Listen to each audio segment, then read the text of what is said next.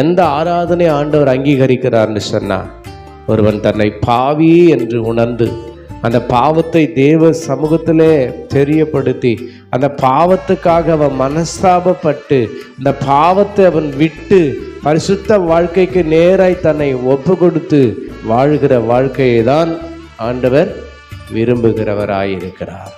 அதுதான் ஆண்டவர் விரும்புகிறவராயிருக்கிறார். ஆக எனக்கு அருமையான சகோதர சகோதரிகளே, கர்த்தருக்கு பயப்படுகிற பயம் அதான் ஆராதனைக்கான ஆரம்பம். தேவனுடைய ஆலயத்தில் இல்லையா, ஒவ்வொரு நாளும் நாம் எப்படி நாம் பிரவேசிக்கிறோம். கர்த்தர் சொன்னார், நீ உன் கர்த்தருடைய ஆலயத்துக்கு போகும்போது உன் நடையை காத்துக்கொள் அப்படின்றார். உன் நடையை காத்துக்கொள்.